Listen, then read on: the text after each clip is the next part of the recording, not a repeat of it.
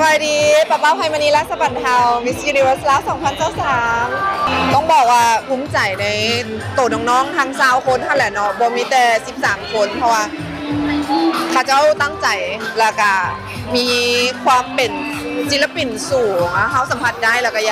ยากให้วงการเรามีอย่างใหม่ๆแบบนี้เสมอรู้สึกว่าเป็น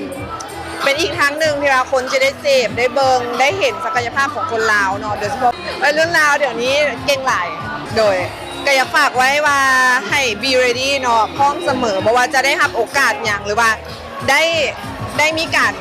เฮ็ดอย่างกระตามแต่ก็อยากให้ทุกคนเกี่ยมพร้อมตัวเองค่ะแหละว่าจะเป็นทั้งการห้องการเต้นทุกอย่างก็ต้องฝึกฝนกันไปเนาะแต่ว่า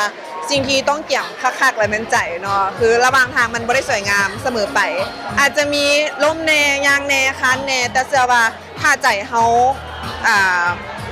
ตั้งใจหลายพอเฮาก็สิเฮ็ดมันออกมาได้ดีก็ฝากทุกคนเนาะติดตามไอคอนิกเนาะทั้ง7คนหากก็ได้ซื้อใหม่มาเมื่อกี้เลย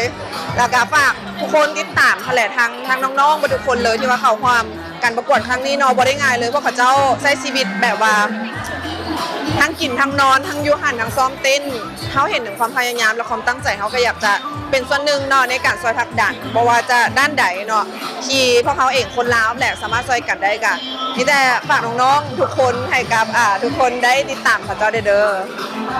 สำหรับผลงานตรงนี้ก็หากก็ฮับพิธีกรเนาะของMr. Universe กับถ้าติดตามเบิงแล้วกันมีการความงานต่างๆเนาะกับทางกองประกวดและกับอีเวนต์นำรวมถึงปัจจุบันเนาะเป้ากะ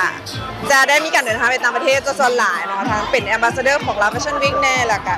การเดินแบบถ่ายแบบแล้วก็มีผลงานไว้นี่เนาะหากว่าไปถ่ายอยู่ไทยมาเดี๋ยวถ้าติดตามเนาะเห็นทั่วประเทศเลยแต่อุบไปก่อนว่าเป็นอย่างโดยสำหรับการทำงานเนาะกับลาวแฟชั่นวีคกะยังคงคอนเซ็ปต์ที่ว่าเขาอยากส่งเสริมผลิตภัณฑ์และฝีมือของคนลาวโดยเฉพาะดีไซเนอร์ลาวแล้วก็ดีไซเนอร์ต่างประเทศให้ทุกคนได้เห็นแหละแล้วก็เป็นการส่งเสริมวงการบ้านเฮาคือกันเนาะในการเดินแบบแสดงศักยภาพต่างๆก็อยากให้ทุกคนเนาะติดตามว่าจะเป็นวงการด้านใดก็ตามเฮาถ้าคนลาวเฮาซัพพอร์ตกันช่วยเหลือกันน้อยๆหรือว่าหลายก็แห่งดีเนาะทางพวกเขาผู้เฮ็ดเวียกกับจีนเป็นกำลังใจที่ดีให้กับพวกเขาเลยโอเคขอบใจหลาย ขอบใจ